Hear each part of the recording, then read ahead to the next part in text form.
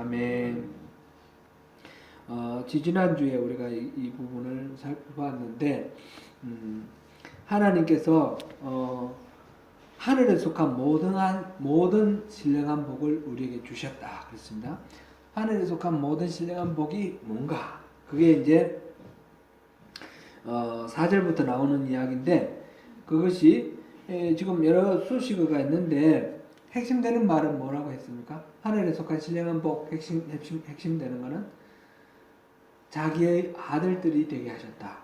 하나님의 아들들이 되게 하셨다. 우리를 하나님의 아들들이 되게 하셨다. 그리고는 6절에 이는 그러면서 찬송하게 하려는 것이다. 그렇습니다. 아들들이 되게 하셔서 아들들이 하나님을 그 은혜의 영광을 찬송하게 하려고 하셨다. 그랬는데 이거는 결과로 이렇게 해석하는 것이 더 좋겠다. 그런 말씀을 드렸어요. 그렇게 되면 자연스럽게 하나님께 그 은혜의 영광을 찬송하게 된다. 그런 의미로 우리가 이해하면 되겠습니다. 지금 핵심은 하나님의 아들들이 되도록 우리를 하셨는데, 여기는 지금 과정이 나와 있어요. 과정이 나와 있는데 두 가지로 지금 설명되어 있습니다. 하나는 4절에 곧 창세전에 그리스도 안에서 우리를 택하사 우리로 사랑 안에서 그 앞에 거룩하고 흠이 없게 하시려고 이렇게 되어 있습니다. 그리고 또 하나는 5절입니다. 그 기쁘신 뜻대로 우리를 예정하사 예수 그리스도로 말미암아 자기의 아들들이 되게 하셨으니, 하나는 창세전에 그리스도 안에서 우리를 택하셨다라는 것이고, 또 하나는 그 기쁘신 뜻대로 우리를 예정하셨다라는 겁니다. 여기서 4절에 그 사랑 안에서 앞에 1이라고 붙어 있고요. 제 성경에 보면 그 주석이 있거든요. 여러분들 성경에도 있습니까? 1해가 밑에 뭐라고 되어 있습니까? 4절에 사랑 안에서를 빼고 5절에 사랑으로 예정하사로 할 수 있음, 이렇게 되어 있죠. 예, 이게 사실상 더 바른 번역이다, 이렇게 볼 수 있습니다. 지금 영어 성경에도 그렇게 번역이 됐어요. NIV 성경, 제가 가지고 있는 성경에. 그러면 4장 끝에 in his sight 하고 5장이 he predestined 됐는데 그 앞에 in love라는 것을 뒤에다가 붙여놨어요. 그래서 문장은 in love, 그것부터 시작되는 거예요. 근데 저를 잘못 끊었다는 거죠. In love, he predestined us to be adopted as his sons through Jesus Christ. 이렇게 돼 있어요. 그러니까 그리스도 예수 안에서 우리를 택하셨고 사랑 안에서 우리를 예정하셨다. 이렇게 지금 이야기가 전개되고 있습니다.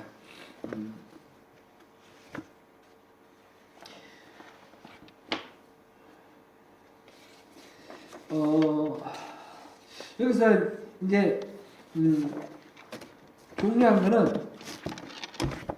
우리가 하나님의 아들이 되었는데 우연히 하나님의 아들이 된 것이 아니라 하나님이 창세 전부터 우리를 택하셔서 우리를 하나님 아들로 삼거다 하나님 계획하셨다라는 거예요. 우연히 가다가 이렇게 됐다라는 거하고는 전혀 차원이 다른 거죠. 이게 지금 성경에서 여러 군데에서 하나님을 찬양하면서 이렇게 말을 했습니다. 대표적으로 우리가 몇 군데만 보면 이사야서 49장 한번 찾아보겠습니다.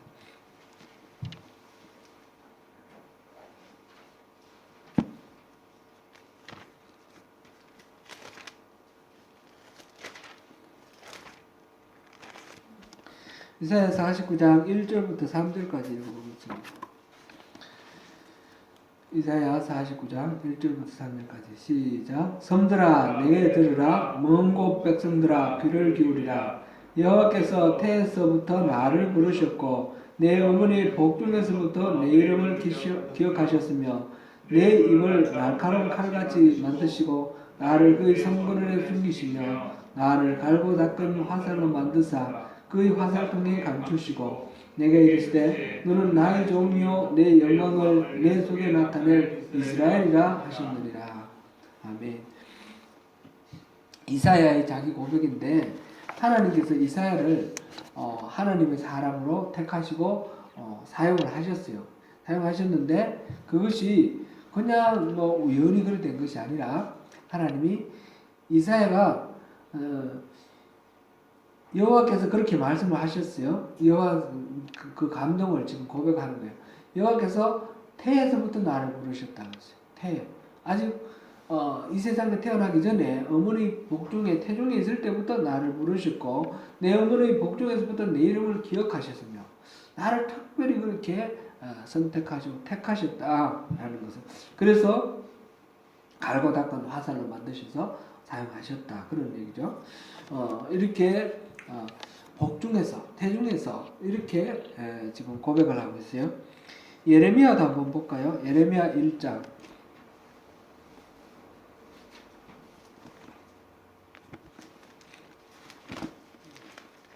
예레미야 1장 4절 5절을 한번 읽어보겠습니다. 시작. 여호와의 말씀이 내게 임하니라. 이르시되 내가 너를 모태에 짓기 전에 너를 알았고 네가 배에서 나오기 전에 너를 선별하였고 너를 여러 나라의 선지자로 세웠노라 하시기로. 하나님께서 예레미야를 부르셨는데 예레미야가 모태에서 짓기 전에 그러니까 잉태가 하기 전에 하나님께서는 예레미야를 써야 되겠다 결정하셨고 선택하셨다는 거예요. 그리고 내가 배에서 나오기 전에 같은 말이죠, 그죠? 그러니까 이 하나님이 이 일꾼을 선택을 하실 때 얘가 건강도 좋고 또 말빨도 있고 학식도 있고 써먹을 만하다. 그래서 얘를 선택하는 것이 아니라는 거죠. 그리고 우리의 어떤 자격이 있어서 선택하는 것이 아니라 하나님께서 그 전에 내가 어머니 배 속에서 아직 생성되기도 전부터 선택하셔서 생성하게 하시고 나게 하시고 우리 부모를 통해서 양육받게 하셨다는 거예요. 나에 대한 하나님의 그 계획과 생각이 얼마나 컸냐 그거를 지금 노래하는 거죠. 지금 다윗도 마찬가지로 그렇게 10편 139편 이건 제가 읽겠습니다. 내 형절이 이루어지기 전에 주의 눈이 보셨으며 나를 위하여 정한 날이 하루도 되기 전에 주의 책에 다 기록되었다. 이렇게 노래하고 있습니다. 하나님이 전지전능하신 하나님이 나에게 특별하신 관심을 가지시고 나를 택하시고 나를 이렇게 이 세상에 나게 하셨고 나를 선지자로 또 하나님의 일꾼으로 이스라엘로 또 왕으로 그렇게 삼으셨다는 거예요. 그렇게 우리를 창세 전에 우리를 택하셔서 우리를 하나님의 아들로 삼으시려고 그렇게 우리를 선택하셨다는 거예요. 그래서 우리 할아버지, 할머니, 뭐 아버지, 어머니 통해서 나를 이 땅에 나게 하셨고 그리고 또 자라게 하시고 양육받게 하시고 오늘 내가 여기 있다라는 겁니다. 이 하나님의 그 은혜와 하나님의 사랑이 얼마나 놀라운가 하나님의 그 은혜에 감격하면서 부르는 노래입니다. 우리가 지금 이 자리에 예수 믿고 구원받은 하나님 나라 백성으로 이 자리에 있는 것이 그냥 우연히 된 것이 아니라는 거예요. 하나님이 우리를 특별하게 사랑하시고 계획하셔서 우리를 창세전부터 택하셔서 우리를 이 자리에 이끌어오셨다. 이 말씀 들으니까 어떻습니까? 놀라운 하나님의 은혜가 놀랍지 않습니까? 그렇죠? 하나님 우리를 그렇게 생각하신다는 거예요. 그냥 모르고 지나가는 게 아니에요. 제가 애들 키울 때 전에 한번 그런 이야기를 한 적이 있어요. 교회에서 설교를 했던가, 뭘 했던가. 하여튼, 하나님은 우리를 사랑하신다. 하나님은 우리를 위해서 독생자를 아낌없이 내어주셨다. 그걸 얘기를 했는데, 한 녀석이 뭐라 그런가 하면 알겠다는 거예요. 다 알겠는데, 예수님이 오셔서 우리를 위해서 죽으셨는데, 우리 인간이 얼마나 많냐는 거죠. 60억, 지금은 70억 됐어요. 그때 60억이라고 했습니다. 60억 인구 중에 하나인데, 뭐 내가 하나님 눈에 들어오기는 하겠네, 안 하는 거예요. 그 전생에도 있고, 이제 우리 이전에도 한 수많은 사람들이 살다가 죽었고, 우리 이후에도 수많은 사람들이 나올 텐데, 그 모든 인류를 위해서 예수님이 십자가를 지셨는데, 뭐, 인류를 위해서 죽으셨다는 건 이해하는데, 나를 위해서 뭘 죽으셨다. 이 말은 실감이 안 간다는 거예요. 혹시 우리가 그렇게 생각할 수도 있어요. 예수님이 우리를 위해서 죽으셨다 그러면 그렇지. 근데 나를 위해서 죽으셨다는 그런 거 실감이 안 갈 수가 있어요. 근데 하나님의 사랑은 무한대지 않습니까? 이건 제가 몇 번 말씀드렸죠. 무한대예요. 무한대를 60억으로 나누면 얼마예요? 무한대예요. 그죠?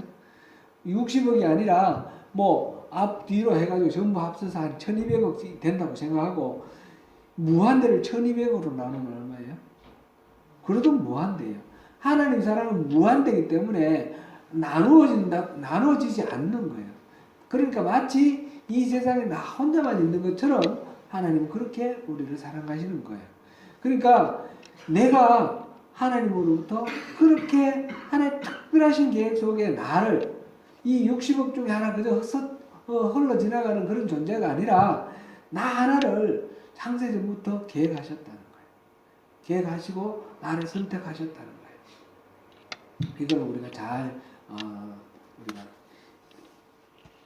마음에 품고 이거를 잊지 않고 이걸 삶 속에서 누리면서 하나님 그 사랑을 누리면서 살면 좋겠습니다. 그리고 또 이어지는 말이 그 기쁘신 뜻대로 사랑 안에서 우리를 예정하사 하나님이 예정을 하셨어요. 그래서 우리 하나님 자기의 자녀로 삼으셨습니다. 여기서 중요한 것은 선택을 하실 때도 그리스도 안에서 우리를 택하셨다 그랬고, 그 다음에 예정을 할 때도 사랑 안에서 우리를 예정했다 하는 거, 이거를 주목을 해야 되겠습니다. 이 사랑 안에서도 결국 예수 그리스도 안에서라는 의미예요. 그리스도 안에서 우리를 선택하시고 예정하셨다 하는 것입니다. 이 부분에 대해서 예정에 대해서 우리 예정설에 대해서 우리가 좀 이렇게 헷갈리는 부분들이 좀 있기 때문에 여기서 한번 짚고 넘어가면 좋겠습니다. 하나님이 예정하셨다는 것은 분명한 거 맞는 겁니다. 그죠? 예정했다라는 건 여기만 있는 것이 아니라 여러 군데 나옵니다. 대표적으로 로마서 한번 보겠습니다. 로마서 하나님이 우리를 특별히 선택하시고 예정하셨다. 로마서 8장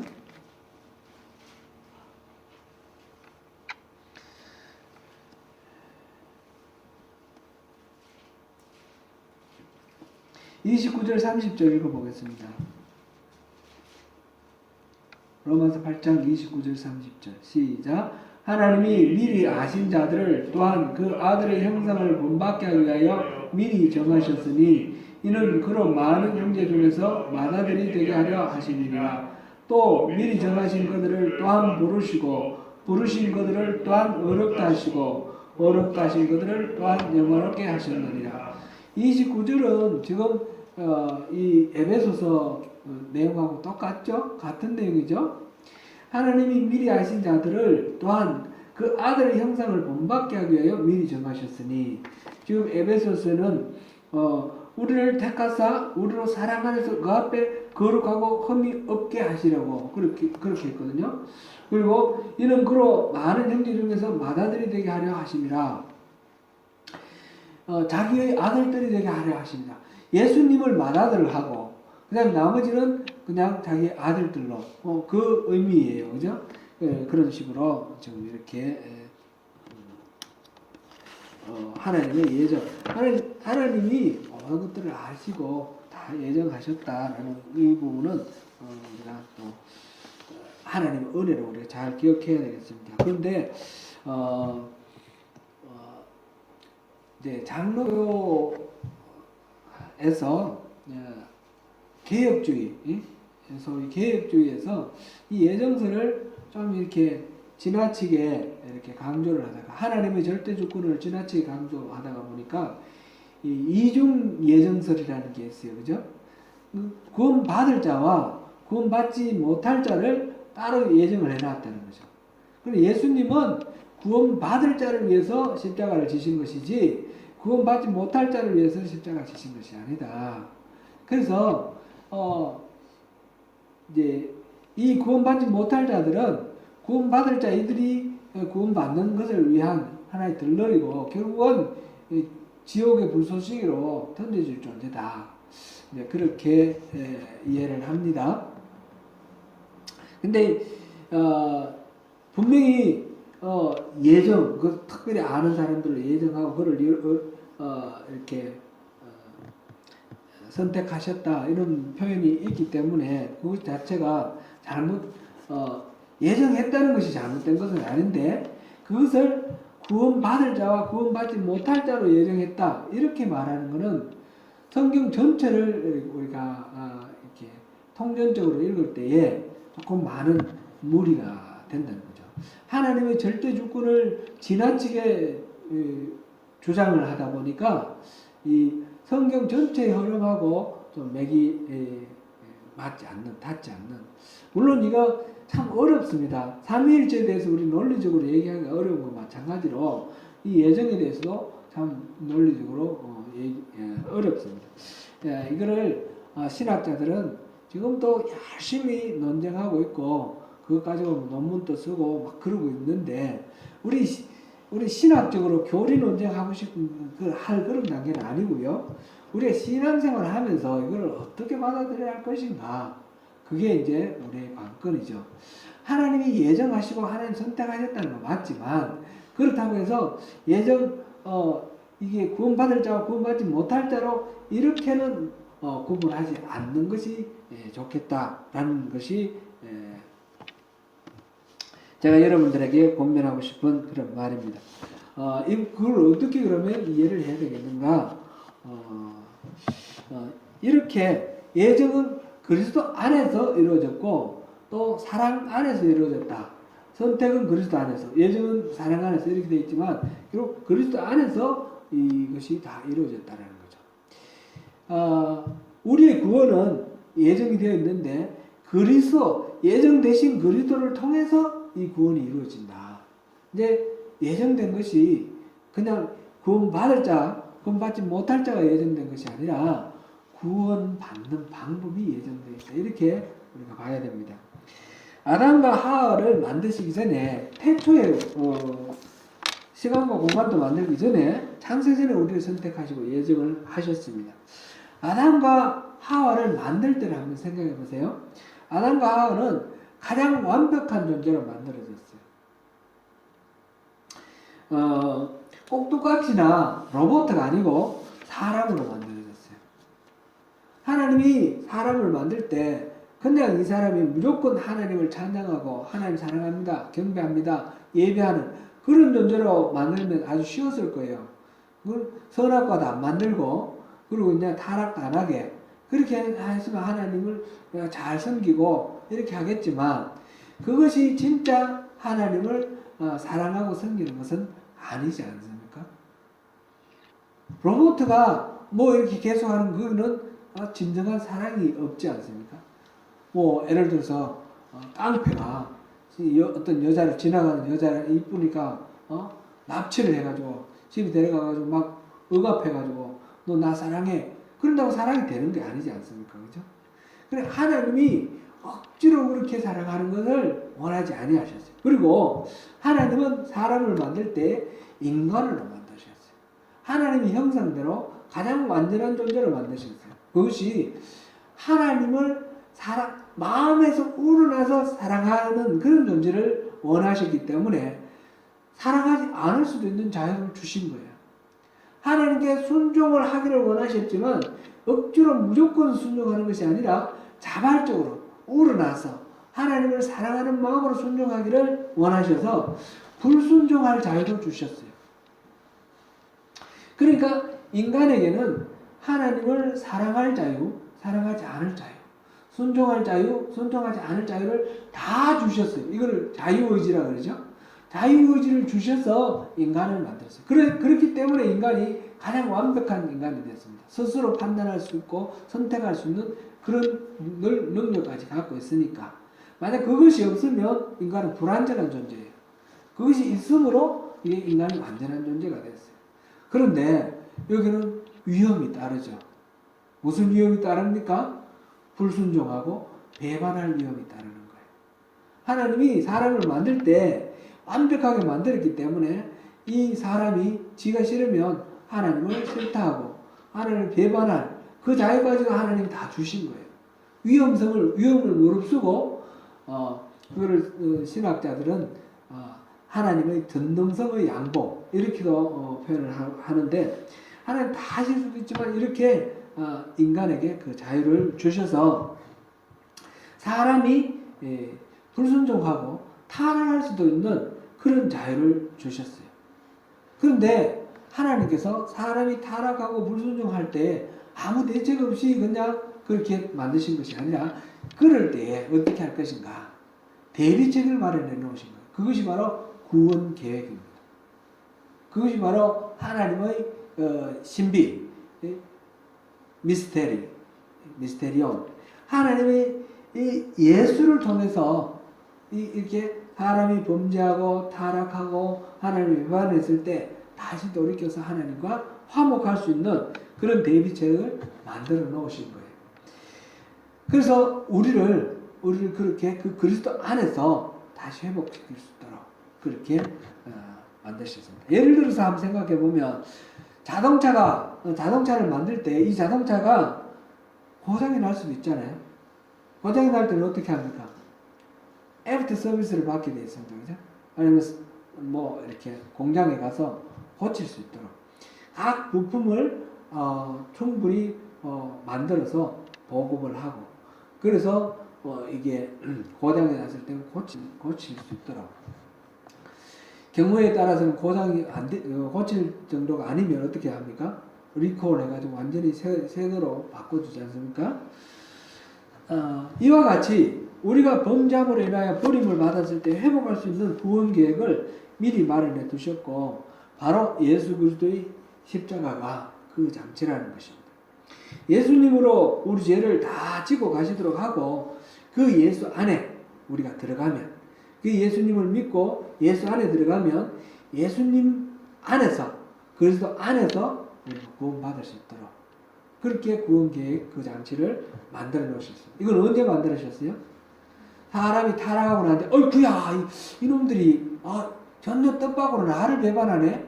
그래서 만드신 것이 아니고 그 아담과 하와를 만드시기 이전에 그 아담과 하와를 만드시기로 결정하시기 이전에 시간과 공간을 만들기 전 창세 전에 하나님의 그 마음속에 우주 마음을 만드실 계획을 세우실 때에 그때 이미 하나님은 이렇게 잘못됐을 때는 이렇게 하고 하는 모든 계획을 다 해놓으셨다는 거죠. 구원받을 자와 구원받지 못할 자를 미리 예정하셨다는 이 이중예언설 이거는 우리가 몇 가지 성경 구절을 통해서 우리가 확인해 볼 수 있습니다. 요한복음 1장 12절 한번 보겠습니다.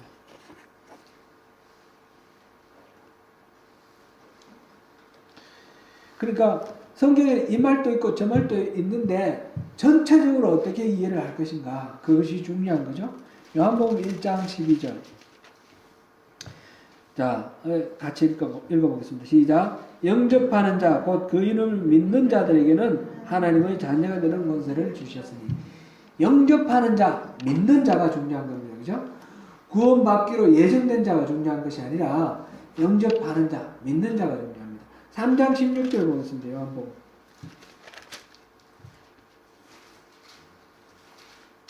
같이 읽습니다. 3장 16절 시작. 하나님이 세상을 이처럼 사랑하사 독생자를 주셨으니 이는 그를 믿는 자마다 멸망하지 않고 영생을 얻게 하려 하심이라. 믿는 자마다 이것이 중요합니다. 그죠? 그 다음에 하나님의 그 계획, 의중을 우리가 좀 알 수 있는 것을 두 군데만 더 보겠습니다. 베드로후서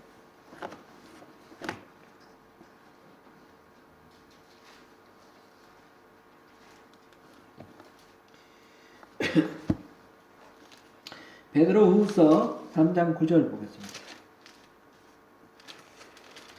찾으시면 같이 읽겠습니다. 시작. 주의 약속은 어떤 이들이 더디다고 생각하는 것 같이 더딘 것이 아니라 오직 주께서는 너희를 대하여 오래 참으사 아무도 멸망하지 아니하고 다 회개하게 이르기를 원하시느니라. 하나님은 따로 이렇게 멸망 당할 자 안 당할 자 이렇게 정해 놓으시고 너희들은 망해 그게 아니시고 다 구원해서 회개하고 구원받아서 하나님 나라에 같이 있기를 원하시는 거예요. 디모데전서 2장 4절 제가 읽을게요. 하나님은 모든 사람이 구원을 받으며 진리를 아는 데 이르기를 원하시느니라. 이렇게 되어 있습니다. 그렇게 이 죄에 빠진 하나님을 배반하고 범죄하여 이제 멸망으로 달려갈 그 존재가 된 이 죄인이 회개해서 하나님께로 돌아오면 하나님은 너무너무 기쁘신 거예요. 누가복음 15장 7절 보겠습니다.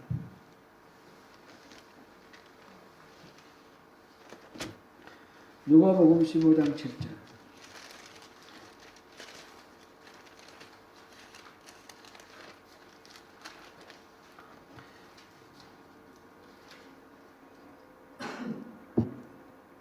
시작. 내가 너에게 이르노니 이와 같이 죄인 한 사람이 회개하면 하늘에서는 회개할 것 없는 의인 99으로 말미암아 기뻐하는 것보다 더하리라.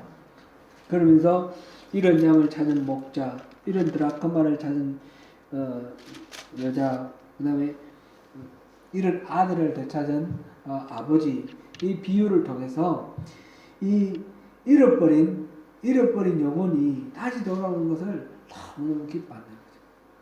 우리 그 잃어버린 두 아들 중에 둘째 아들, 아버지 유산 나눠달라고 그러고 나간 그 아들이 돌아올 때 아버지가 어떻게 그 아들을 맞이했습니까?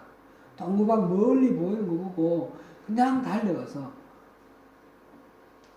우리 식으로 표현하면 벗은발로 달려가서 그냥 그를 안고, 이 아들은 자기 죄를 알기 때문에 차라리 아들로는 내가 말 못하겠고 품꾼으로라도 써주시면 고맙겠다 이렇게 생각하고 왔는데 아버지는 그게 아니에요. 그죠? 잃어버렸던 아들을 다시 찾는 것으로 너무 기뻐하지 않습니까? 하늘나라에서 하나님께서 죄인이 회개하고 다시 돌아올 때 이렇게 기뻐하십니다. 흠없는 의인 99명보다도 잃어버린 한 영혼 되찾는 것을 더 기뻐한다 하셨어요. 근데 이제 이 이중 예정설을 주장하는 사람들 입장은 그것도 그 사람은 구원받기로 예정된 사람이니까 돌아왔다 그렇게 말해요. 구원받기로 예정된 사람이 돌아왔으면 하나님 별로 기쁠 것도 없겠어요. 안 그렇습니까? 다 짜여진 각본대로 그냥 돌아온 건데 뭐, 그죠?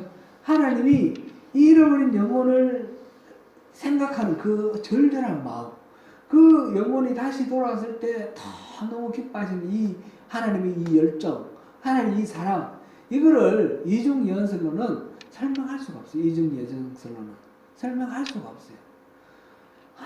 성경 전체에 보면 통틀어 처음부터 끝까지 끊임없이 하나님은 내게로 돌아오라, 나를 찾으라 말씀하셨죠. 다 정해져 있으면 그렇게 말씀하실 이유도 없어요. 안 그렇습니까? 하나님은 그걸 그냥 정해져 있으니까 와, 이 말씀이 아니고 다 너무 간절한 마음으로 돌아오라. 왜 그러고 있냐? 돌아오라. 그런 마음 아닙니까? 그죠? 하나님 그 간절하신 그것은 바로 하나님께서 우리에게 그 모든 자유를 다 주셨다. 우리가 스스로 선택하고 하나님께로 돌아와야 된다. 물론 이 스스로 선택하는 것이 그냥 내가 잘나서 그렇게 선택하는 것이 아니죠. 하나님이 은혜를 끼쳐 주시니까, 하나님 그 은혜 때문에 우리가 돌아서는 거죠. 우리 엄마가 밥상을 다 잘 차려놨어요. 잘 차려놓고 바빠서 어디 나가면서 애들한테 밥 차려 먹어라. 밥 다 차려놨으니까 밥 먹고 가라. 이렇게 말했는데 그 아들이 그 밥을 먹고 난 뒤에 내가 밥을 먹었어. 내가 먹었어. 이렇게 말하면 그게 맞습니까? 어머니가 차려주셔서 내가 먹을 수 있었어. 물론 어머니가 주셔도 안 먹고 나가는 놈도 있어요. 그죠? 안 먹고 나가면 자기 거 아니에요. 먹고 나가야 자기 것이 되는데, 그렇지만 그 먹고 나갔다고 해서 자기 공로가 아닌 거죠. 어머니 은혜인 거죠. 하나님이 우리에게 베푸신 은혜가 이렇게 되어 있고 우리를 구원하시도록 이렇게 다 해놓고 부르시고 우리에게 믿음으로 반응하기를 바라시는데, 우리가 그게 반응했다고 해서 내 공로냐? 그건 절대로 아닌 거죠. 그래서 하나님께 이런 은혜를 경험하면 할수록 하나님께서 베푸신 은혜에 감격하며 감사하며 하나님을 찬미하는 것입니다. 그래서 우리가 태초에 창세전부터 이런 구원 계획을 다 마련해 놓으시고 나를 부르신, 나를 초청하시는 그 하나님이 나를 태중에서 복중에 있을 때부터 부르시고 이렇게 나를 쓰신다라는 것을 우리가 감사하는 거죠. 그러면 에스와 야곱을 비교를 하면서 둘 쌍둥이였는데 야곱은 취하고 에스는 버리셨느냐? 이게 하나님 절대 주권 맞습니다. 절대 주권 맞고, 그렇다고 해서 이 구약 우리가 볼 때 에스를 볼 때 하나님께서 에스를 그냥 이 야곱은 구원하고 에스는 멸망의 구름통으로 던졌느냐? 그런 얘기는 아니에요. 에스에게도 하나님은 복 주셨어요. 그럼 무슨 말이에요? 이 에스와 야곱의 이야기는 하나님이 구원하느냐 구원받지 못하느냐 그런 식의 선택을 얘기를 하는 것이 아니고, 하나님이 어떤 목적을 위해서 서시는 일꾼을 선택하시는 방법이에요. 우리 사람들이 예수를 믿는 사람이 이 땅에 수도 없이 많이 있지만 그 중에 특별히 어떤 사람들을 선택하셔서 선교사를 삼으시고 또 목사를 삼으시고 또 여러 가지 이렇게 하나님의 목적을 위해서 삼으실 때에 모든 사람에게 똑같이 부르시는 것이 아니라 그 사람에게 특별히 부르시는 것이 있다는 거죠. 야곱과 에서 그도 야곱을 특별히 부르시는 하나님의 그 목적이 있는 거죠. 왜냐하면 그 족장을 통해서 아브라함, 이삭, 야곱, 요셉을 통해서 이스라엘 민족을 만드셔서 이 땅을 하나님 나라로 회복하고자 하는 그 하나님의 계획에 이 야곱을 선택을 하신 거죠. 에스를 선택하는 것이 아니라 그렇게 우리가 이해를 하면 좋겠습니다. 교리 논쟁을 하자는 그런 건 아니고요. 우리가 여기서 구원받을 자와 구원받지 못할 자가 따로 정해져 있다 그러면 참 우리는 참 당황스러울 것 같아요. 그게 아니라 하나님은 나를 쓰시려고 선택하셨다. 창세전부터 나를 선택하셨고 창세전부터 예정하셔서 나를 다름 아닌 하나님의 아들로 삼으시려고 그렇게 하나님이 계획하셨다. 이거를 우리가 마음에 품자는 거죠. 나는 구원받지 못할 자다. 그런 생각할 필요가 없는 거예요. 그죠? 우리는 다 하나님께서 그렇게 특별한 계획을 가지고 선택하신 하나님의 백성, 하나님이 선택하신 하나님의 아들들이 되었습니다. 이것이 바로 하늘에 속한 신령한 복입니다. 오늘 3절에서 6절 사이에서 하늘에 속한 신령한 복 중에 선택과 예정 이야기가 나와 있기 때문에 이 부분을 우리가 한번 정리를 해봤습니다. 선택과 예정은 다름 아니라 하나님의 은혜를 지금 설명하고 있습니다. 전능하신 하나님께서 우리를 그냥 지나가는 오다 가다 우리를 그냥 부딪혀서 구원해 주신 것이 아니라 하나님 특별하신 그 계획 속에서 하나님이 마음을 두고 새기셔서 우리를 택하시고 우리를 구원하셨다라는 이 하나님의 놀라우신 은혜와 그 사랑을 우리가 잘 기억함으로써 그것을 더 깊이 누리고 그래서 더 우리가 그 맛을 놓치지 아니하고 우리 삶 속에서